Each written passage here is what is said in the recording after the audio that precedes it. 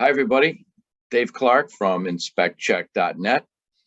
Today, I want to talk about some heating issues and specifically open returns. So I know I had a couple inspectors mention they use our reporting system and said open returns is like in a column, necessary repair, further evaluation, our red column, if you will. And it's not that big of a deal with the open returns. I think, and then we had a conversation, and I think what they meant is that some returns are not connected, or they were removed, or so we're not going to get into too many details about that. But basically, in a forced air system, you should have the equal amount of supply as returns. They don't necessarily have to be in the same room. You can have central located returns, especially in older homes. But really, the best way to have it, have the supply and return, is in each individual room and an adequate amount, right? So equal amount, or I think within a certain percentage. We would have the hot air supply on an outside wall, and the return on an inside wall. Now, a lot of old houses, there's just the opposite, right? The heat is on the inside, and the return is on the outside. I think back in the day that the thinking was that a centrally located system, you got hotter air and got into the room quicker rather than having to go all the way to the wall. But we found that that works better because it combats some of the heat loss and then draws that warm air across the room and into the return. But that's really not what we're talking about here. What we're talking about is a cold air return that's open in the basement or where the heating unit is, okay? Why is that a problem? Well, it's a problem for a lot of reasons, and I'm going to share my screen with you and show you a picture. So there is the screen share right here. And what do we have? Forced air, a brand new system, brand new ductwork. This is an old house that somebody remodeled, okay? And, when you're remodeling a house, you have the walls open, right? You hope, you think you do. So why wouldn't you run? They ran all the supply ducts that were all brand new throughout the house. Why wouldn't you run the return the same way? So just let me put it in perspective here. I'm in the basement and the heating unit is here. You can't see the whole heating unit, but you don't need to. Okay, all you really need to see is this flue pipe going straight out. Okay, so what we see, simple, here is the supply. I'll put an S there. And then here is the return. Okay, coming in here. Now we know it's a closed system. It's continual, right? It's drawing in and it's sending the hot air. Sorry about that. Or it's got air conditioning, sending it out that way and then returning it this way to our heating unit, right? And then the cycle continues. All right. This is the only cold air return that was in the whole place. There was nothing upstairs. It stopped right here. This chicken wire fabricated grate. So there's a few reasons why this is bad, and some of them are just inconvenient, but some of those are dangerous. First of all, what am I doing? Well, I'm not recycling the air that's in the house. So that air is warmed already. The whole idea is that it's pulled back in, not to mention the fact that it's pulled across the room to more evenly heat that room, but it's already warm. So my furnace doesn't have to work as hard. It's already, more than room temperature by the time it comes back, or at least that, okay? In this case, I'm pulling cold air, and most basements, even in the wintertime, are around 50 degrees, give or take. So I'm pulling, and this air is going to be way, much warmer than 50.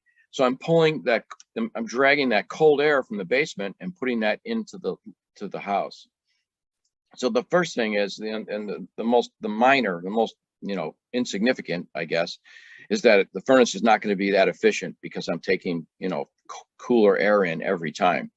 The second part of the problem is, what am I taking in that basement? Is that dehumidified? It's probably not going to be a lot of humidity in the wintertime, but it could be, depending on the time of year and where that house is located, what that basement, and this basement looks like it's pretty tough.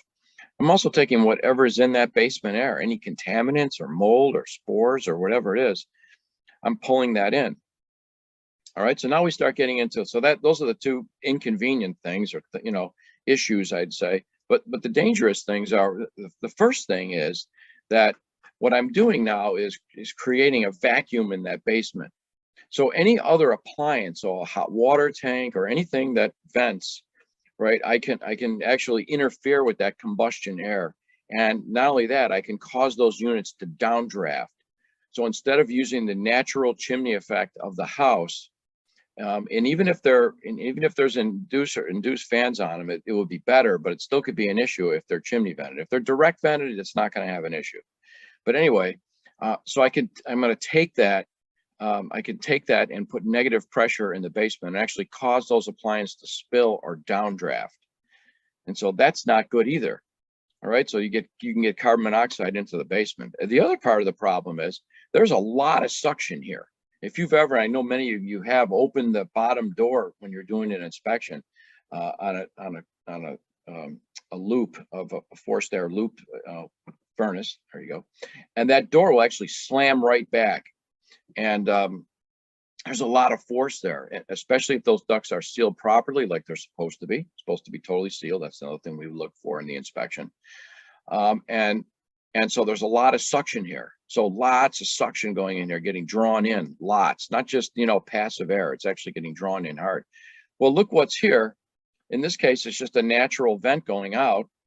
There's no inducer on this, in this case. And even if there was, it really doesn't matter because it still could cause the same problem. So this now twofold, we're creating negative pressure in the basement, number one, and number two, we could actually be at these seams, anywhere at these seams, right?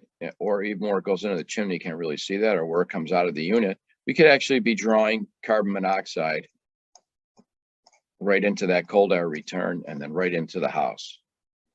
So, and that could actually be fatal. So, and we don't know what else is down here. Maybe it's a 2-family house and there's 2 furnaces, 2 hot water tanks. You don't know what's happening here. So we consider this a major defect. And I know some people may disagree with that and say, well, just close this off. Well, you really can't. You burn out the furnace. This needs to have new ductwork put in. So we consider that a major defect. Open returns like that, I think if they were open in another place, it would be less of a serious condition, but still something we don't want. So what I'm going to do now is show you how would we report that? And there's a couple places where we would report that in our report. We're going to go to heating, obviously, location type. In this case, I'm going to go to supplier returns. Location would be in the basement, of course, right? Type, forced hot air. We see that. And I would say that I would inspect the unit as it is. So, does it need just some cleaning? Is it nearing the end of its serviceable life? Is there any corrosion on it? How did it respond? All that stuff. And this, again, this is kind of our practice report we've been playing with. But I'm going to head right over to supply and return ducts. And I'm going to put that seal ducts and registers. And I'm going to put seal ducts should be sealed, blah, blah, blah. Work considerably harder with improperly sealed ducts. And I'm going to put there in block letters, cold air return. Basement. I'm going to put C below because we're not done.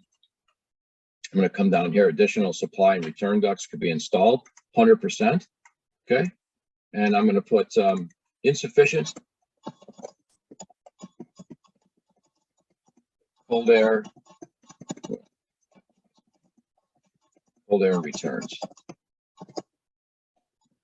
Only one central air return noted. I got for spell check. Okay. And also see below. I'm going to keep coming down. This is necessary repair. And here we go. Here's the open ducts. And again, this could be something you may disagree with us. If this automatically pops up for inspect check open, returns can be potentially dangerous if a flue pipe becomes disconnected. And we see it in this case, it was right below it. I mean, right, or other toxic fume. Keep that in mind too. Any toxic fume. Many fires start in the basement. I think it's second only to the garage, right? is in the area of the open return will be drawn into the furnace and be delivered by supply ducts to registers in a living space. Exposure to carbon monoxide can cause serious physical injury and death. Recommend the ducts are properly sealed. Done. I don't even need to add any more to that. What I would probably do is add the picture right here, or the one I just showed you. I'm not going to do that now. I would just add that picture. And that's pretty much it. That would be it as far as I'm concerned. Mark that section complete and move on. So we basically told them what the problem is. So we're telling them that there's only one central, so it's not going to be efficient. That's what we're saying. At the best case scenario. At the worst case scenario, it could be very dangerous. So that's why we put that there. And I know some people ask, is that really a serious condition? Well, it's not necessarily. And there are people that you hear it every winter. People overcome by carbon monoxide, and it's not always what you think. It's not always a cracked heat exchanger. It could be something as simple as this. There was a case not too long ago where this exact scenario happened. The flue pipe either rotted, I can't remember, rotted or fell off, and the furnace was on, and it was taking those flue gases and driving them right into the living space. So we think that's a major defect, and you may or may not, but I'd like to hear some of your comments on some of the flue pipes and or cold air return nightmares that you have too. Make sure to hit the subscribe button, and you can also check out homeinspectortrainingonline.com for some more white papers and some other interesting trainings that are out there. And you have a great day, and I'll see you next time.